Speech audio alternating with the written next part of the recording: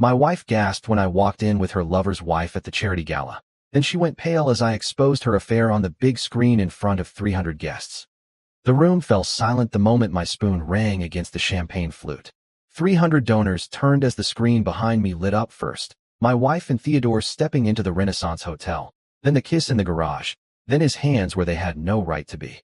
To truth, to loyalty, and to consequences, I said, as gasps rippled and mascara streaked. Megan stood at my side. My son Michael blocked Theodore's path, and under the chandeliers, federal agents moved in, cuffs catching the light like camera flashes. My name is William Franklin.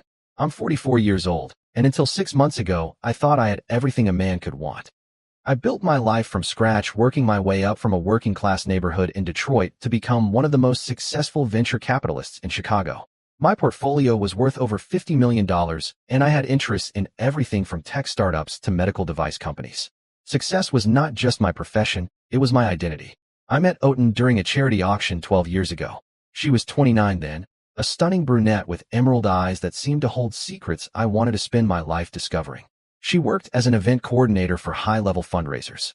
The type of woman who could make millionaires feel comfortable while convincing them to open their wallets for noble causes. When she laughed at my jokes that night, I knew I was lost. Our wedding was featured in Chicago magazine. Owen looked like a princess in her custom-made Vera Wang dress, and I felt like the luckiest man in the world walking down the aisle of the historic Palmer House Hotel. We honeymooned in Tuscany, 2 weeks drinking wine and planning our future. She wanted to start her own event planning business, and I was more than happy to fund her dreams. For 11 years, everything seemed perfect. We lived in a restored Victorian mansion in Lincoln Park, the kind of place that sparked envy in other successful couples. Oten's business flourished planning weddings and corporate events for Chicago's elite. We traveled to Europe twice a year, had a cabin in Aspen, and hosted dinner parties that were the talk of our social circle. But perfection, I have learned, is just another word for self-deception. The first sign that something was wrong came last spring. Em started working later, taking calls in other rooms, smiling at her phone in ways that turned my stomach. When I asked her, she would brush me off with explanations about demanding clients and difficult vendors. I wanted to believe her because the alternative was unthinkable. Then came the changes in her routine, new gym classes that required special athletic wear, a sudden interest in lingerie I never got to see her wear, weekend conferences that seemed to multiply like rabbits. Each explanation was perfectly reasonable on its own, but together they formed a pattern I refused to acknowledge. The night I discovered the truth, I was supposed to be in San Francisco closing a deal with a biotech startup, but the meeting was postponed to Monday, so I took an earlier flight home, planning to surprise my wife with dinner at her favorite restaurant. Instead, I found her phone vibrating on the kitchen counter while she was in the shower. Theodore Torfield. The name on the screen froze my blood. Theodore Torfield was not just any name. He was the CEO of Meridian Holdings, a real estate development company I had actually considered investing in 2 years ago. Tall, silver-haired, with that air of confidence and arrogance that made him popular at country club events. He was also married to Megan, a woman I had met several times at charity functions. A successful marriage, or so it seemed. I stared at the phone as if it were a loaded gun. 3 missed calls in the last hour. My hands shook as I picked it up, knowing I was about to cross a line I could never come back from. The message preview was visible without even unlocking the screen. I cannot wait for tonight. Room 412 at the Renaissance. As always, the water was still running upstairs. Out had no idea I was home. No idea that her carefully constructed world was about to implode. I could have confronted her right then and there. I could have gone upstairs and demanded answers. But instead, something cold and calculating settled in my chest. I had built my fortune by gathering information before making my moves, and this situation would be no different. I left the phone exactly where I found it and quietly went to my office. My hands were steady now. Muscle memory took over as I opened my laptop and started making calls. The first was to Detective Raymond Cole, a private investigator I had used for due diligence on potential investments, a former Chicago Police Department detective who specialized in corporate espionage, and when necessary, in marital investigations. This is William Franklin. I need you to investigate something for me, and I need it done discreetly, I said when Cole answered. What is the situation? Cole asked in a professional, direct voice. I need surveillance on my wife. The full package. Where she goes, who she meets with, how long this has been going on. There was a pause. Cole had done background checks on several of my business partners over the years, but this was different territory. Are you sure about this, William? Once we start down this path. I'm sure. I interrupted. How quickly can you start? Tonight, if you need it. I will have someone at the Renaissance Hotel in less than an hour. The water stopped running upstairs. I could hear Owen moving around in our bedroom, probably getting dressed for her evening with Theodore. My stomach churned with a mixture of rage and disbelief. 11 years of marriage. And she was throwing it all away. For what? Excitement. Validation from another man. Do it, I told Cole. And Raymond, I want everything. Photos, videos, financial records, communication records. If she has been planning this behind my back, I want to know how deep it goes. I hung up and leaned back in my leather chair, staring at the family photo on my desk. Yui, me at our 5th wedding anniversary party. Her arms around my neck, both of us laughing at something someone had said. We looked happy. Hell, I thought we were happy. Footsteps on the stairs interrupted my thoughts. I quickly closed my laptop and grabbed a book from the shelf, settling back into my chair just as she appeared in the doorway. She was dressed to kill. A black dress that hugged her curves. Heels that added 4 inches to her height. Makeup applied with the precision of a woman who wanted to impress someone. Oh, Em said, putting a hand to her heart dramatically. You scared me. I thought you were in San Francisco.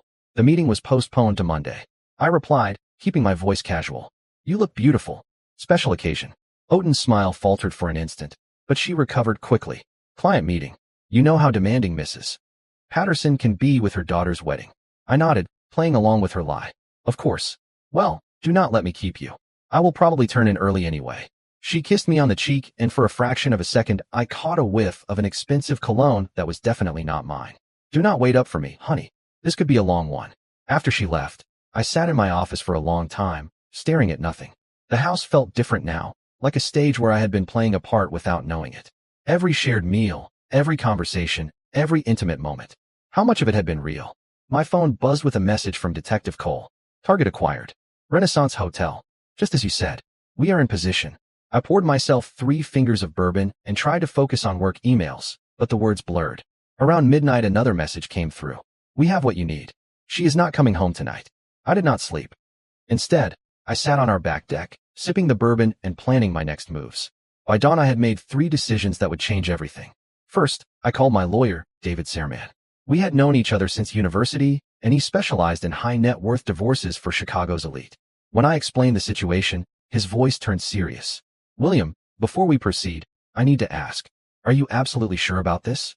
Once we start the legal process, there is no turning back. I'm sure. David, draw up the papers, but do not file them yet. I want to control the timing. Second, I liquidated several non-essential investments and moved the funds to accounts that could not access. It was perfectly legal. The money had been mine before we were married, but it would limit her options once the truth came out. Third, and most importantly, I started researching Theodore's wife, Megan.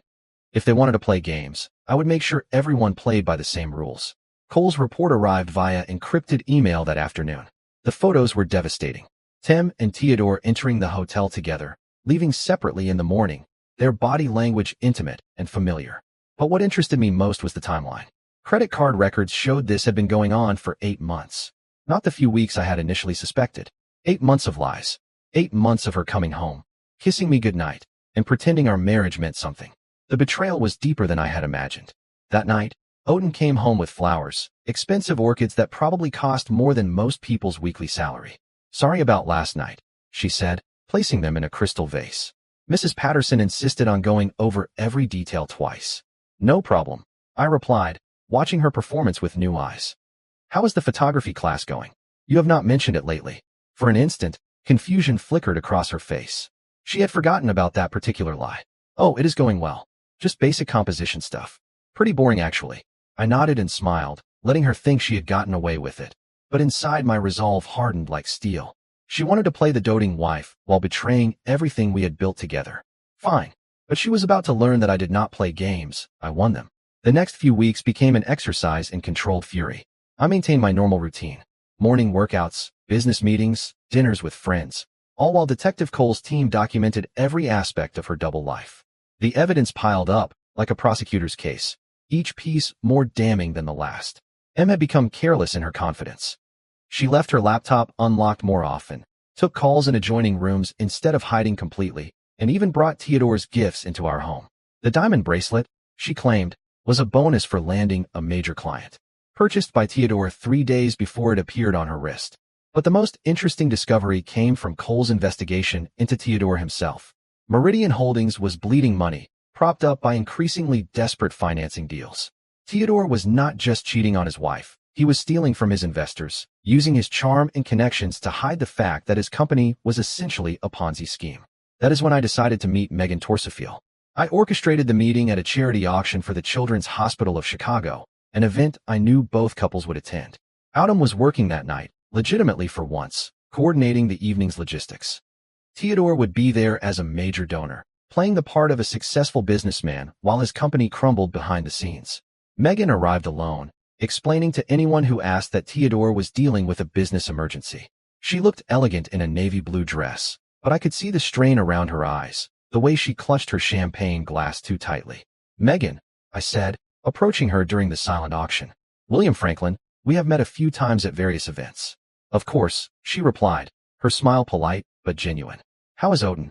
"I saw her earlier, making sure everything runs smoothly." "She is wonderfully and smoothly."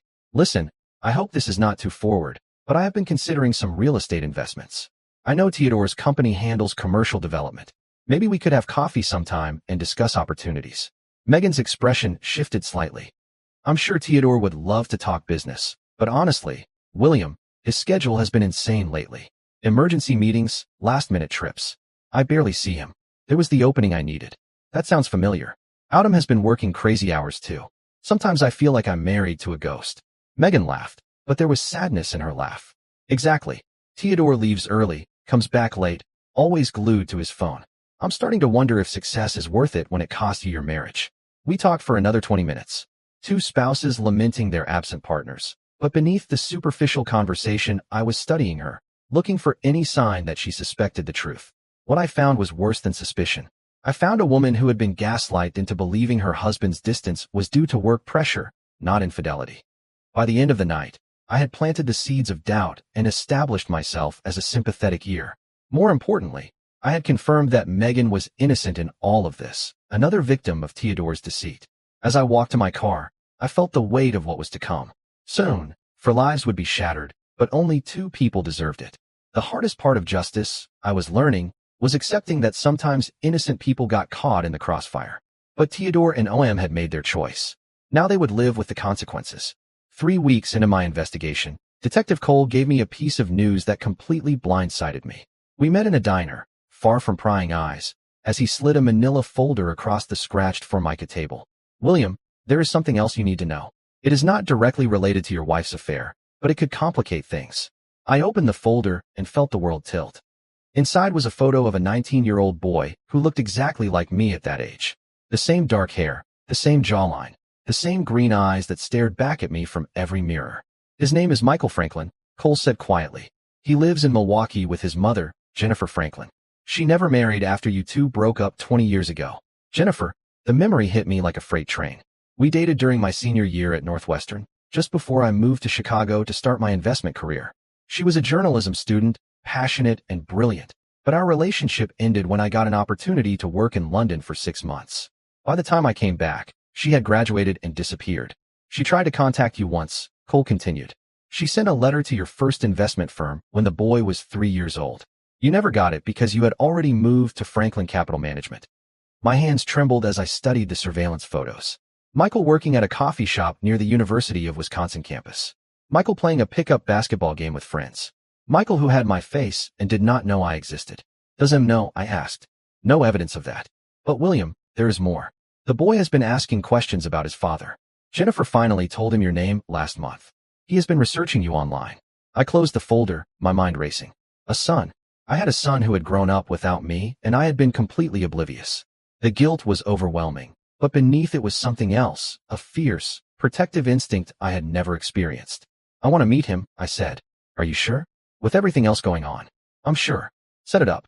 That night I sat in my study, staring at the photos of Michael while Em chattered about her day. More lies about clients and meetings. For the first time since I discovered her betrayal, I felt something other than anger. I felt hope. Em noticed my distraction. "You seem distant lately, William. Is everything okay with work?" I looked at her, this woman who had shared my bed for 11 years while plotting to destroy our marriage, and I made a decision. "Everything is fine, honey. Just thinking about the future." She smiled and kissed my forehead, never suspecting that the future no longer included her. The coffee shop in Milwaukee was exactly the kind of place I expected a university student to work. exposed brick walls, mismatched furniture, and the constant hum of espresso machines. I arrived 30 minutes early, choosing a table in a corner where I could watch the door without being obvious. Michael walked in at exactly 2 p.m., just as Cole had predicted. Seeing him in person was like looking through a time machine. He moved with the same confident stride I had at his age, the same unconscious way of running a hand through his hair when he was thinking. I waited until his shift started and then casually approached the counter. A large black coffee, I ordered, studying his face up close. "Sure," he said, and then he paused. His eyes narrowed slightly, as if trying to place me. "Do we know each other? You look familiar." "I get that a lot," I replied, handing him a 20 for a 4 coffee. "Keep the change." For the next hour, I sat at my table, pretending to work on my laptop while I watched my son serve customers. He was polite, but not servile, efficient without being rushed. When an elderly customer spilled her drink, he cleaned it up without being asked and brought her a new one on the house. Character. The kid had character. When his shift ended, I followed him at a distance. He walked to a nearby park and sat on a bench, pulling out textbooks, pre-law from what I could tell. Smart kid. I approached slowly, hands visible, non-threatening. "Do you mind if I sit? All the other benches are taken." He looked up, that same perplexed expression crossing his face. "Go ahead." We sat in silence for a few minutes. Finally, Michael closed his textbook and turned to face me directly. "Okay, this is weird. You were at the coffee shop, now you are here. Either you are following me, or this is the strangest coincidence in history." I had rehearsed this moment a dozen times, but now that it was here, all my prepared words seemed inadequate. "Michael, my name is William Franklin. I think we need to talk." The recognition hit him like a punch. His face went pale, then flushed, then pale again. "You are him," he whispered. "You are my father." "Yes," I said simply. For a long moment, neither of us spoke. Then Michael laughed. A bitter sound that cut right through me. 20 years, he said. 20 years. And you just show up at my job like it is nothing. I did not know, Michael. I swear I did not know you existed until 3 days ago. Michael's anger was raw, understandable, and completely justified. I just sat there, taking it, letting him vent 20 years of questions and hurt as tourists strolled past our park bench, oblivious to the life-changing conversation taking place. "Do you want to know what it is really like?" Michael said, his voice cracking slightly. "I used to make up stories about you. Mom would never tell me anything. So I imagined you were some kind of hero, a soldier overseas or a doctor saving lives, or maybe just a guy who did not know I existed." "I did not know."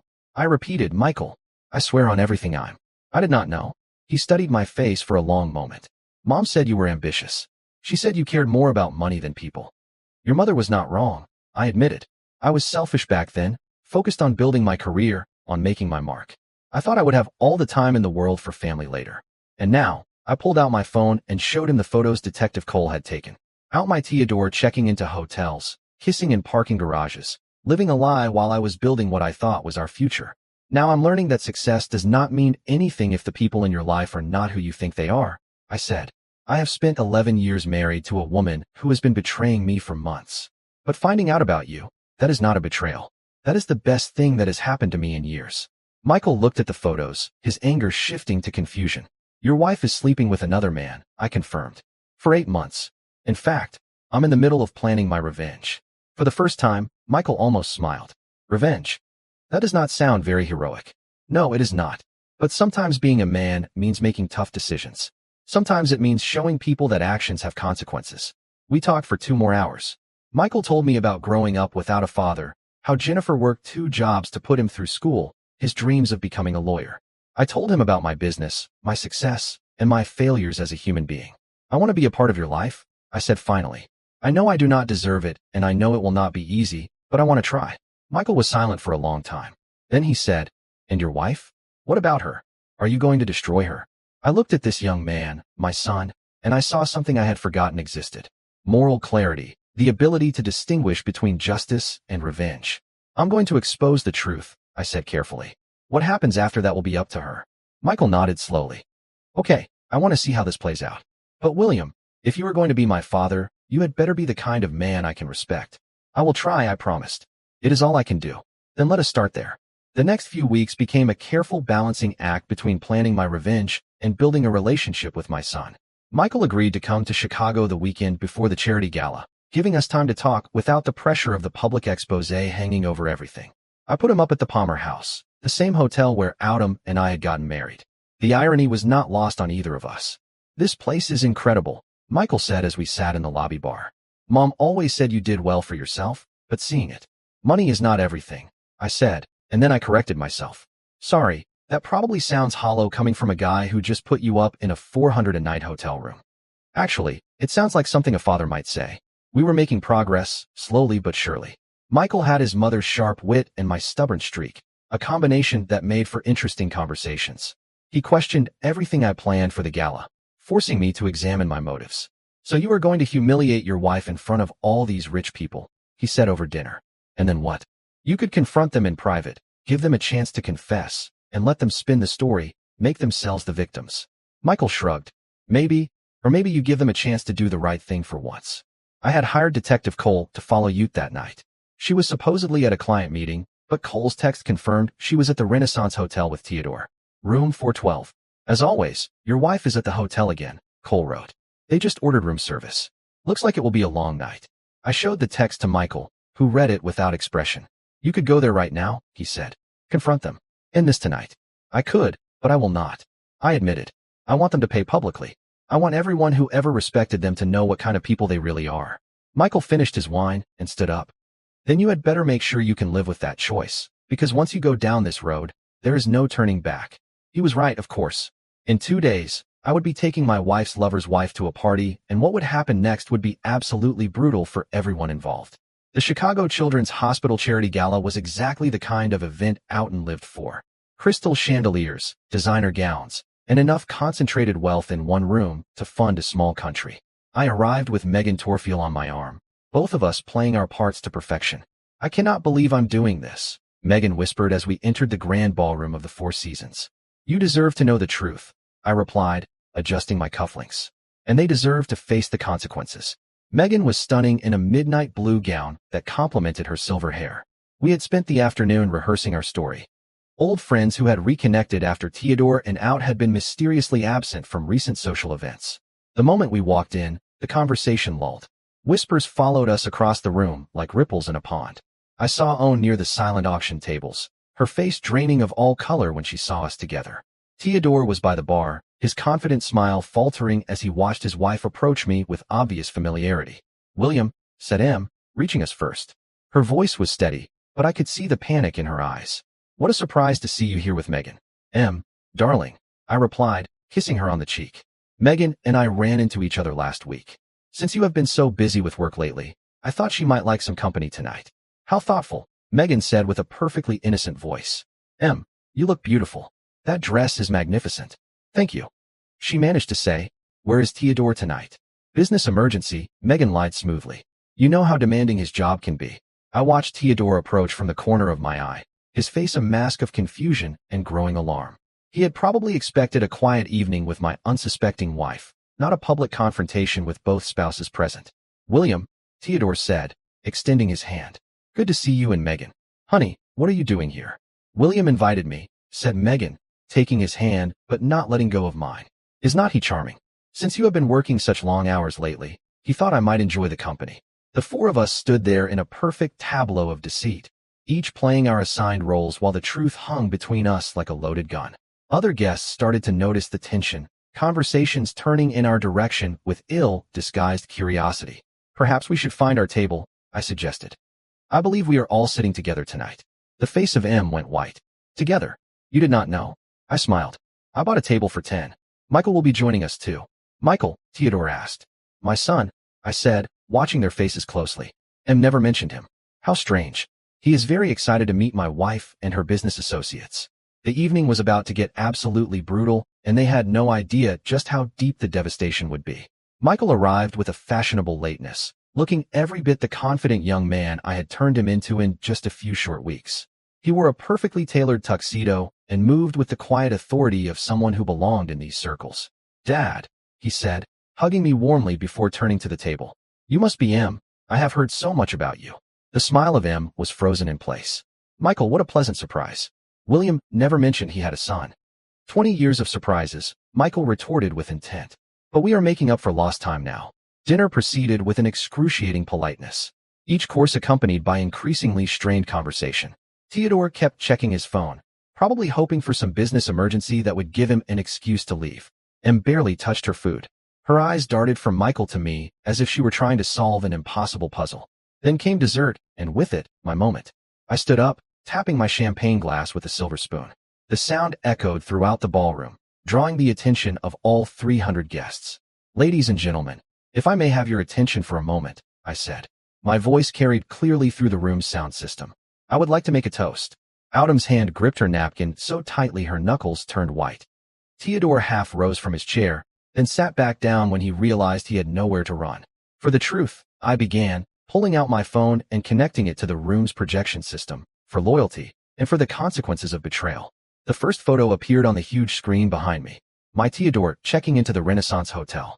A gasp of astonishment rippled through the crowd. The second showed them kissing passionately in the parking garage. The third captured them in Theodore's office with her dress disheveled and his hands in places they had no right to be. All around us, Chicago's social elite watched in horrified fascination as two of their own were publicly destroyed. "Theodore Tornfield has also been embezzling funds from his investors," I announced, displaying financial documents on the screen. "Meridian Holdings is bankrupt, propped up by illegal loans and hidden debts. While he was playing the part of a successful businessman, he has been stealing from everyone who trusted him." Security appeared at the edges of the room. Not the hotel security, but federal agents. Detective Cole had coordinated everything perfectly. Megan stood up beside me, her voice clear and strong. "I'm filing for divorce," she announced, "and I'm pressing charges for theft, fraud, and emotional distress." "And so am I," I added, looking directly at UTM. "Our marriage is over. The papers will be served to you tomorrow morning." Theodore tried to stand up, tried to say something, but Michael was there, blocking his path. My son looked him directly in the eye and said, "Sit down. Face what you have done like a man." The federal agents moved in then, the handcuffs glinting under the chandeliers.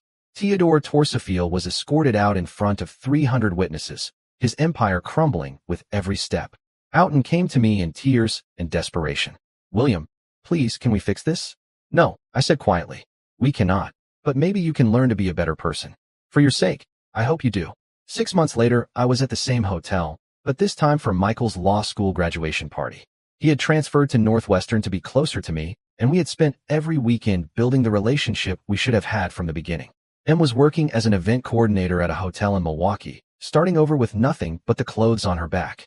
Theodore was serving 15 years in a federal prison for fraud and embezzlement. Megan had moved to San Francisco and started a new life with the settlement money.